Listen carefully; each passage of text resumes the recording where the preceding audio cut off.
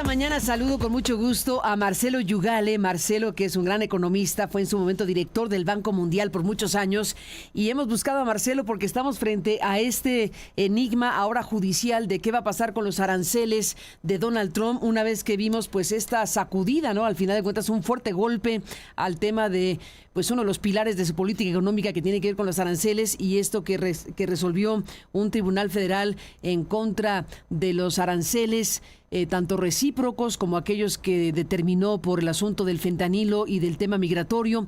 Y ahora vemos cómo pues apeló el gobierno estadounidense de inmediato, y pues la Corte de Apelaciones también de inmediato ha frenado la suspensión de los aranceles hasta que se resuelva el fondo. Vaya galimatías judicial, y qué impacto puede tener todo esto en las economías del mundo y por supuesto en la estadounidense. Marcelo, buenos días y qué gran gusto escucharte. Querida Carmen, qué gusto escucharte. Sí, la verdad que la política comercial americana comienza a parecerse a una montaña rusa, ¿no? Sí, Con totalmente. los mismos efectos estomacales que una montaña rusa. Pero ahora lo que está en juego son las inversiones y el trabajo y la producción. Como tú dices, esto comienza inmediatamente que el presidente Trump llega a la Casa Blanca en enero, pone esas tarifas sobre Canadá, México y China, en su momento diciendo es porque no colaboran en la lucha contra el fentanilo. Inmediatamente a la semana dice, no, bueno, para México y Canadá, si está bajo el Tratado de Libre Comercio, esto no aplica, pero sigue con su famoso Día de la Liberación, el 2 de abril, donde pone tarifas básicamente al azar a todos los países del mundo, inclusive aquellos que no existen.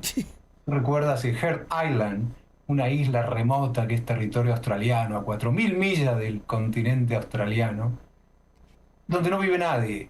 O sea, nos dimos cuenta que eran unas tarifas al azar que él había puesto. Esas mismas tarifas al azar las suspende por 90 días, como a las 3 semanas, pero se mete en una pelea eh, tarifaria con China, que parecía uno de estos juegos de ruleta rusa, donde cada uno subía cada vez más, llegaron hasta 150 o 145% de tarifas. Eso también se suspende por otros 90 días. Viene entonces la Unión Europea, dice yo quiero comerciar con ustedes, Mr. Trump se pone enojado y dice no, tarifas del 50% para ustedes, a lo cual a la semana suspende, y estamos yendo y viniendo y sigue esto día a día, y de golpe este miércoles, Carmen, la Corte de Comercio Internacional de los Estados Unidos, que es una corte establecida con un panel de 3 jueces, vota unánimemente para decir que el presidente que hizo todo esto en estos meses nunca tuvo el poder para hacerlo. Y esta sentencia viene como respuesta, y esto es muy interesante, a una querella que traen pequeños comerciantes. De hecho, un señor que importa vino de Nueva York, otro que produce juegos para niños, una casa de pesca que vende artículos de pesca para la gente que nos gusta pescar, que viene casi todo importado. Estos comerciantes se juntan y hacen una querella. A esa querella se le suma otra paralela con los ministros del interior de los estados, sobre todo los estados democráticos, o gobernados por políticos democráticos, y dicen, no, miren, nos está costando todo más caro, construir carreteras, dar servicios públicos, poner amoblamiento en las escuelas, todo es más caro. Entonces, estas dos querellas van directamente a esta Corte de Comercio Internacional, y la Corte se fija, dice, a ver, ¿qué ley usó el señor Trump para hacer todas estas cosas que hace y mandar estas tarifas que manda y cambiarlas todos los días?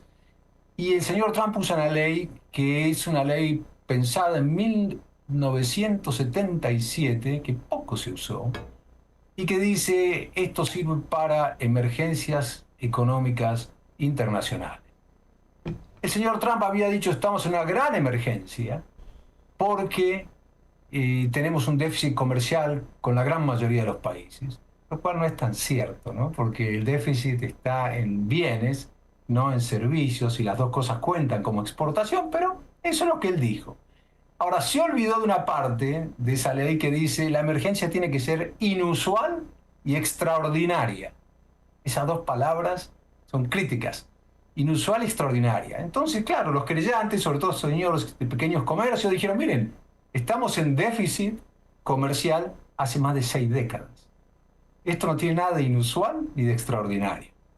Y se sumaron los macroeconomistas a decir, realmente no es un problema. Y los jueces por unanimidad sentenciaron que el señor Trump no tiene ese poder para poner esas tarifas bajo esa ley. ¿Qué hace el señor Trump? Esto pasó el miércoles. El jueves el señor Trump va a la Cámara de Apelaciones Federal y la pobre Cámara de Apelaciones dice, miren, esto es tan importante para el planeta que no puedo aceptar la sentencia de la Corte Inferior todavía, tengo que suspenderla hasta que pueda estudiarlo. O sea, entramos ahora en un periodo en que la Cámara está estudiando el caso. No dijo que no se aplica la sentencia que suspende las tarifas. ¿Qué pasa? Los expertos legales ya dicen hoy que va a prevalecer lo que dijo la Corte inicialmente, la Corte de Comercio Internacional. ¿Por qué? Porque es claro que no hay emergencia inusual y extraordinaria. ¿Qué significa todo esto, Carmen? En la práctica, primero que si ya estaban paradas las inversiones en cadenas de valor, ahora ya están mucho más que paradas. Porque no solamente había incertidumbre en política pública, el señor Trump levantándose una mañana y decretando algo que era sorprendente, sino también que hay incertidumbre judicial. Y los procesos judiciales, como tú sabes bien, toman mucho tiempo. Así que la posibilidad de que alguien ahora invierta en cadenas de valor, yo creo que es casi cero. Y por supuesto el empleo que se iba a crear con esas cadenas de valor ya no se va a crear. Me parece que tenemos muchos años de incertidumbre por delante. Segunda cosa que está ocurriendo, Carmen, y lo que me estaba fijando hoy a la mañana, es qué pasa con los activos financieros de Estados Unidos, del gobierno americano, sobre todo los famosos bonos del Tesoro americano, porque hay una señal de falla en la gobernanza económica de Estados Unidos. ¿Cómo puede ser que los abogados del presidente no le hayan dicho, mire, presidente, usted no tiene este poder bajo esta ley? Seguramente se lo dijeron, el problema es que no lo está escuchando. Y eso es un problema de gobernanza muy serio para un inversor financiero, ¿no? De ahora en más va a pedir una cobertura de riesgo más alta, más cara. Estados Unidos va a tener que pagar más en lo que pagan intereses para poder pedir prestado, y tiene que pedir prestado muchísimo, sobre todo este año. Finalmente, creo que estas negociaciones bilaterales que estaba haciendo el señor Trump con China, con la Unión Europea, con India, iban a ser más difíciles, Carmen, porque ahora tanto India, la Unión Europea y China van a decir, ¿con quién estoy negociando? ¿Con usted o con los jueces? Esto se va a poner complicado. Lo dejo ahí, Carmen, para que veas en qué momento estamos. Esta montaña rusa no para de subir y bajar. No, totalmente de acuerdo. Marcelo Yugali, te escucho con mucho interés. Y sí, la palabra que impera es incertidumbre por todo lo que está involucrándose en este caso. Déjame, Marcelo, compartir contigo, desde luego con el público, la lectura de lo que escribió Donald Trump ayer en su red social Truth. Está realmente enojado, está realmente, o sea, le dedicó un texto muy largo respecto a este tipo de mensajes que son breves normalmente. Y bueno, dice Donald Trump, déjame aquí con una traducción libre del español: los Estados Unidos, el Tribunal de Comercio Internacional falló increíblemente en contra de los Estados Unidos de América sobre los aranceles que se necesitaban desesperadamente, pero afortunadamente el panel completo de 11 jueces sobre los Estados Unidos, el Tribunal de Apelaciones del Tribunal de Circuito Federal, acaba de detener la orden del Tribunal de Comercio Internacional con sede en Manhattan. ¿De dónde vienen, dice Trump, de dónde vienen estos 3 jueces iniciales? ¿Cómo es posible que hayan hecho tal daño a los Estados Unidos de América?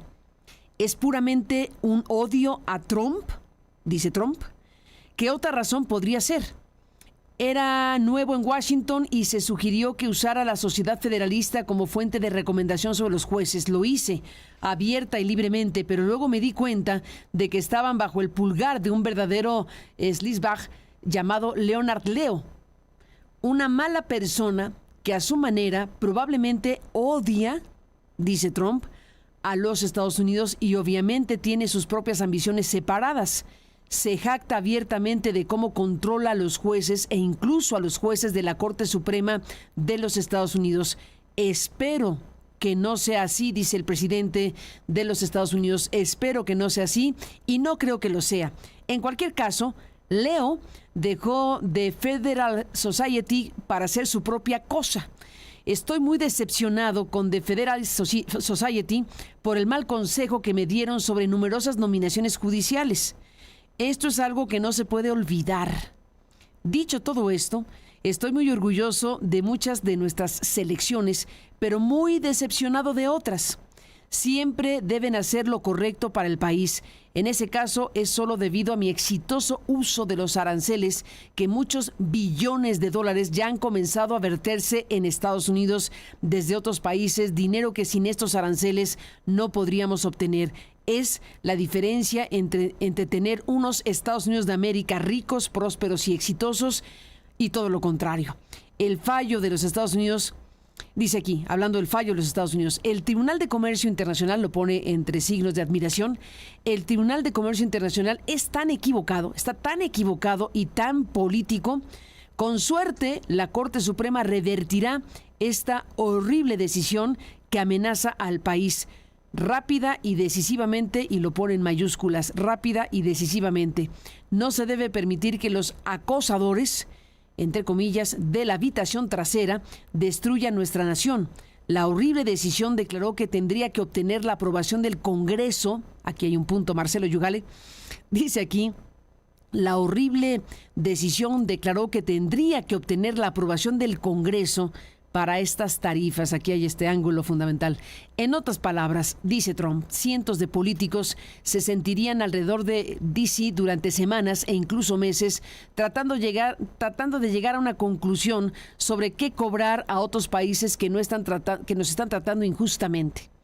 Es lo que él pronostica, dice, durante semanas o incluso meses, políticos se sentarían alrededor de D.C. para dilucidar sobre qué cobrar a otros países que nos están tratando injustamente. Si se les permite estar de pie, esto destruirá por completo el poder presidencial. Si se le permite estar de pie, si se le permite mantener esto destruiría por completo el poder presidencial. La presidencia nunca sería la misma. Esta decisión está siendo aclamada en todo el mundo por todos los países, excepto por los Estados Unidos de América. Los jueces de izquierda radical, junto con algunas personas muy malas, están destruyendo a Estados Unidos. Bajo esta decisión, nuestro país perdería billones de dólares, dinero que hará que Estados Unidos vuelva a ser grande, con mayúsculas, por supuesto. Sería la decisión financiera más dura jamás impedida sobre nosotros como nación soberana. Se debe permitir que el presidente de los Estados Unidos proteja a Estados Unidos contra aquellos que lo están haciendo daño económico y financiero.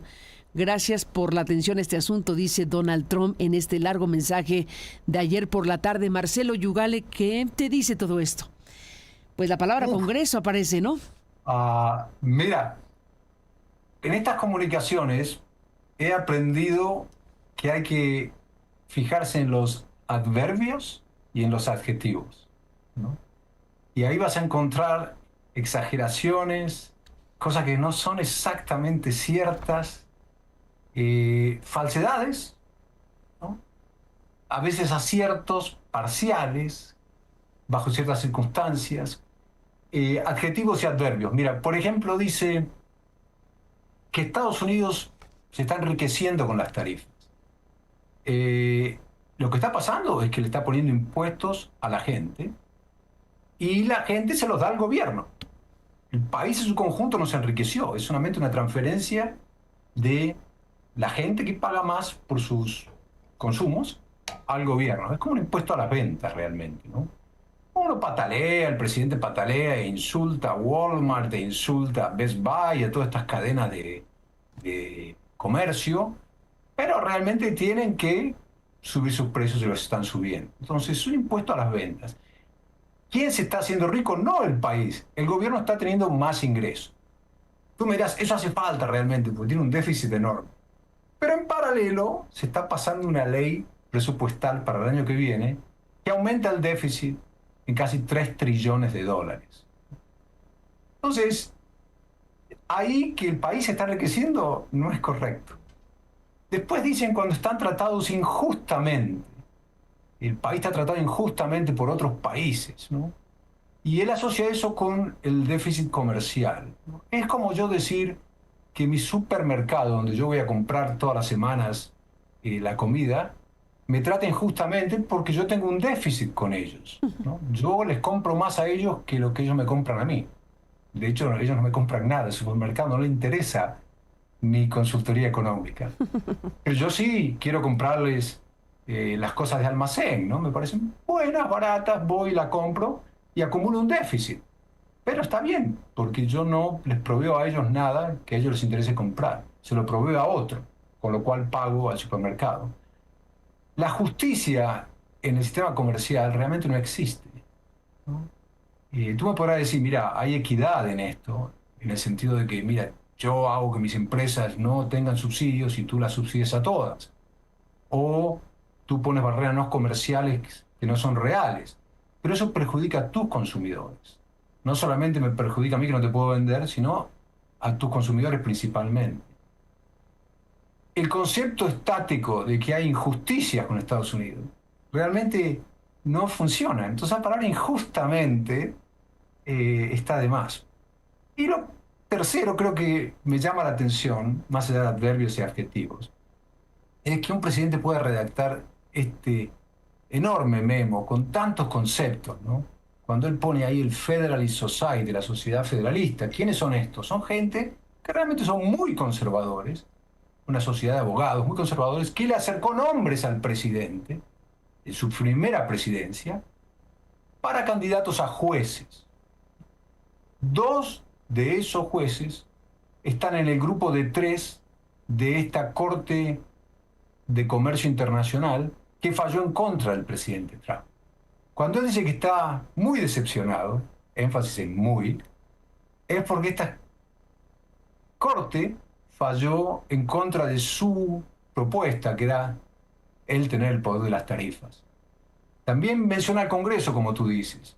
El Congreso está ausente. Estamos aprendiendo, Carmen, que tener el mismo partido dominando Congreso y Casa Blanca no es tan bueno, ¿no? Es lo que los que fundaron este país y redactaron la Constitución temían, ¿no? Que haya de vuelta un rey. Acuérdate que la Constitución y el país mismo se funda sobre la base de sacarse de encima al rey de Gran Bretaña, es decir, quiero ser libre, ¿no? La independencia famosa.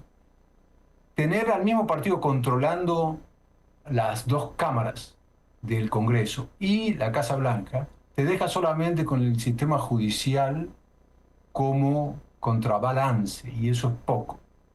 Hay un cuarto balance, si tú quieres, un cuarto poder, que son los acreedores del gobierno americano, ¿no? Los que le tienen que prestar dinero y le dicen, no, mira, a mí esto no me gusta, le voy a cobrar más por prestarle.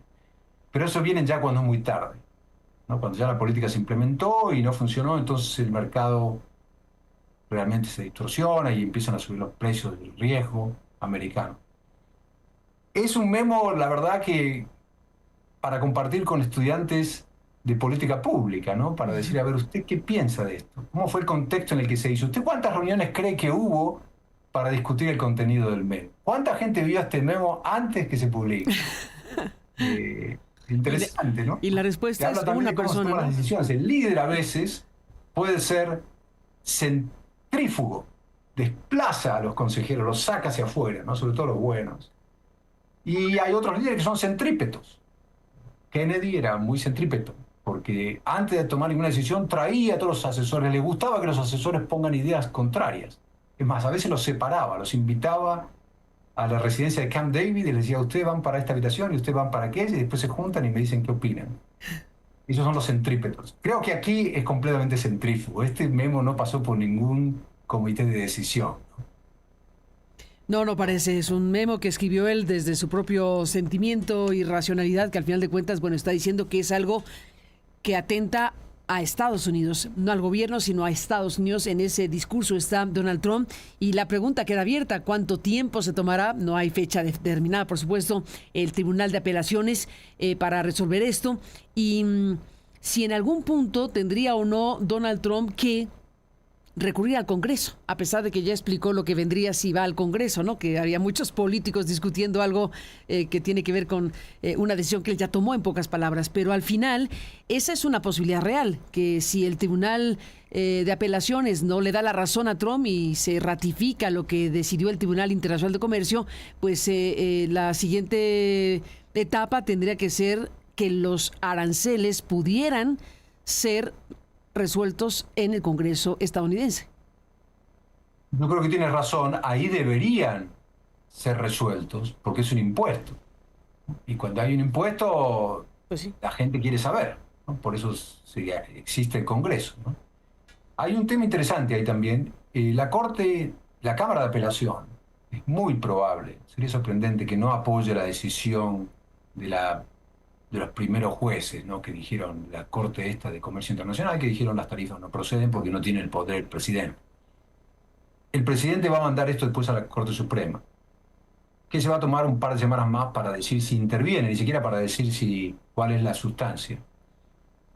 En la Casa Blanca hoy se estaba hablando de que hay otra ley que se podría usar también para justificar tarifas, que es una de 1974, todavía anterior a la que estamos hablando. Esta dice que por 150 días se puede aplicar una tarifa de hasta 15%, no más, en caso de que haya que defender el comercio justo. Me parece la palabra justicia. Y en esos 150 días hay que empezar a hacer consultas a los damnificados por las tarifas.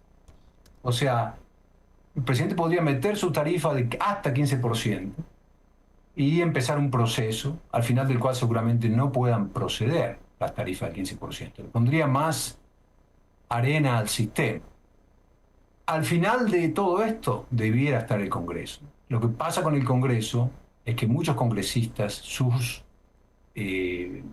zonas, sus votantes locales, acuérdate que la Cámara Baja está dividida por población, ¿no? La Cámara Alta es geografía, la de abajo es población. Muchos de los votantes locales de estos congresistas no les gustan las tarifas. Es más, las encuestas dicen a nadie le gustan las tarifas. Creo que al presidente le gustan las tarifas y se van a convertir en sus tarifas. Entonces, estos congresistas no estoy tan seguro puedan aprobarle el poder al presidente, más allá de que sean muy leales en cuanto a su figura y decir cosas muy buenas del presidente todo el tiempo, e ignorar cosas que no debieran ignorar, que se están haciendo. Si llega el momento de votar por tarifas, me parece que ahí el presidente no va a poder lograr lo que busca. ¿Qué estamos diciendo? Que son, yo calculo, los próximos 3 meses de total incertidumbre. ¿Cuál sería la salida de esto si es que no logra la decisión judicial favorable y no quiere ir al Congreso sabiendo que los congresistas no lo van a apoyar en la mayoría? Me parece que va a tener que empezar a hacer tratados 0-0. Demostrarle a la gente, mira, los grandes socios comerciales, la Unión Europea, India, tal vez hasta China, hemos logrado que todo el mundo baje. Sí, estuvimos casi un año de turbulencia durísima, pero valía la pena porque en una gran genialidad de negociación he logrado que todo el mundo ahora nos dé 0 de entrada. Bien difícil, porque como el que va a estar desesperado es el presidente en ese momento, que tiene que mostrar algo antes de las elecciones de octubre, noviembre del año que viene. Las contrapartes de negociación van a decir, no, mire, esperemos un poco más, tanto 0-0 no me gusta, usted haga 0, yo no hago 0. No me imagino que los agricultores franceses vayan a delegar ese poder a la Comisión Europea. En fin, se va a complicar mucho más, ¿no? Me parece que está en un camino sin salida, salvo que logre 0-0 con 2 o 3 de los grandes. Me parece que empieza a entrar ya una carretera de la cual es difícil salirse. Difícil, sin la menor duda, es una recta bastante compleja y bueno, pues al final estamos hablando de una política económica de Donald Trump que tiene aquí una de sus piezas principales, el tema de los aranceles. ¿De qué está hecha la política económica de los Estados Unidos? ¿De qué está hecha la política económica del gobierno de Donald Trump? Que no sea recorte del gasto, reducción de impuestos, ahora un paquete fiscal y presupuestario que decepcionó a Elon Musk y por supuesto el tema de los aranceles. Yo creo que había entre sus donantes y sus votantes dos prioridades. El presupuesto, con la extensión de la reducción de impuestos que él mismo en su primera presidencia había empujado y logrado. Esos impuestos, esa reducción de impuestos duraba por 10 años, el año que viene ya termina. Entonces, este año se busca que el presupuesto para el año que viene incluya una extensión, las haga permanentes, que en efecto quiere decir evitar una subida de impuestos. Ese era el primer motivo de sus donantes, sobre todo los donantes corporativos. No sea que esa reducción de impuestos caduque y empecemos a pagar más. Lo segundo era la reducción del gobierno federal, lo que él llamaba el pantano, ¿no? Decía, voy a secar el pantano. Y ahí venía el señor Musk, con toda su brutalidad y hay que decirlo también sin plan. Realmente ahora cuando uno empieza a mirar esto y la historia se va a encargar de describir todo esto, no había plan, no había ni siquiera conocimiento de qué hacían las instituciones, ni cómo lo hacían.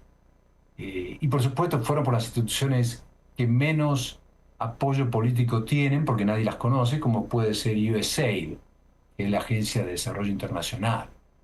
Eh, sí, un fin de semana simpático para él, destruyó toda esa institución, sacaron hasta los carteles en el metro de Washington donde dice, si quiere ir a USAID, doble a la derecha, hasta esos carteles fueron a sacar, pero no había conocimiento de la función. Nosotros siempre decimos en la administración pública, la estructura sigue a la función, no al revés. Y no estaba claro por qué la iban a cerrar USAID, ¿no? Se iba a perder este poder suave. En fin, se metieron en varias más, se metieron en la colectora de impuestos, en el IRS, en el momento equivocado, porque era el momento de que todos los ciudadanos americanos declaran sus impuestos, tuvieron que retraerse. Cometieron errores muy grandes. ¿Te acuerdas cuando echaron gente que está a cargo de controlar la seguridad de las armas nucleares? Se metieron también los controladores aéreos. En fin, una cosa que iba a ahorrar, decía el señor Trump, 2 trillones de dólares. A lo mucho, parece que va a ahorrar 170 billones. Y esos 170 billones, ahora que empezamos a ver, parece que no son ahorros, simplemente no se hacen cosas que se hacían antes. No es que somos más eficientes. Recuerda que DOGE quiere decir Departamento de Eficiencia Gubernamental. Eficiencia. Hacer lo mismo con menos costo. No hacer menos. Hacer menos es fácil. Entonces tampoco esa le funcionó. Esto de las tarifas nunca estuvo en la agenda para donantes. Ningún donante dijo, sí, quiero tarifa. Todos pensaron que era una estratagema de negociación, a una de estas cosas, de bravado, sobre todo contra China, para satisfacer a la base. Ahora la base sabe que las tarifas las pagan ellos. Esa es la base que es también la base de consumidores de Walmart, por ejemplo. Ellos saben ahora que ahí es donde duele. Entonces, le está quedando la tarifa solo al señor Trump, no a su base. ¿Qué podría lograr él ahora? Yo creo que con la discusión de esta nueva ley presupuestal, que él le llama la gran y bella ley, the Big and Beautiful Bill, él dice, con esto mando otras cosas de regulación de la energía. Muy bien, podría pasar esto.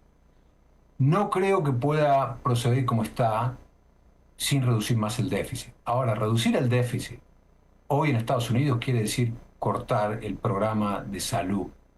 No hay otra cosa para cortar. No se puede cortar defensa, no se puede cortar intereses y no se pueden cortar pensiones. La gente las dueña de sus pensiones, la defensa es políticamente intocable y a los bonistas hay que pagar esos intereses. O sea, queda Medicaid.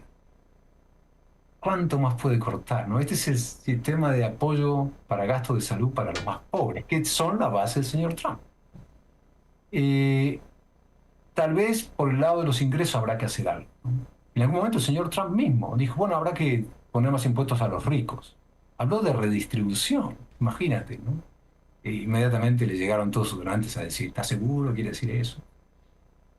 Pero si no, no veo otra manera de, ¿cómo te diría?, proteger su legado, ¿no?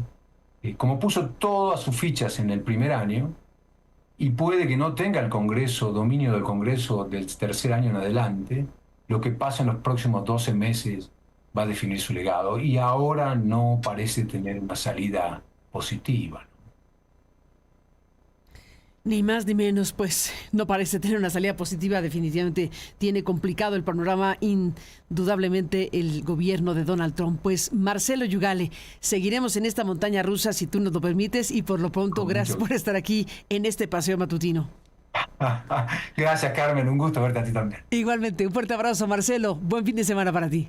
Lo mismo para ti. Gracias a Marcelo Yugale, este gran economista que nos ha compartido este análisis puntual respecto a lo que está ocurriendo, pues es Estados Unidos y es el resto del mundo, porque al final de cuentas el tema de los aranceles es de alto impacto planetario, así que veremos qué sucede una vez que este tribunal federal le ha dicho: usted no puede poner los impuestos de la forma en que los está poniendo los aranceles a los otros países, alegando o apelando a esta ley de emergencia, que es la que finalmente ha apelado Donald Trump. Y pues ese fue el meollo del asunto, esta ley de poderes económicos de emergencia internacional promulgada en 1977. Y bueno, pues esto fue lo que analizó el tribunal y dijo: usted no tiene la autorización ilimitada para poner aranceles de la forma en que las está poniendo al resto del mundo. Vamos a ver en qué termina esta historia. Por lo pronto, el Tribunal de Apelaciones ha dicho: alto ahí, siguen los aranceles en lo que resolvemos el fondo.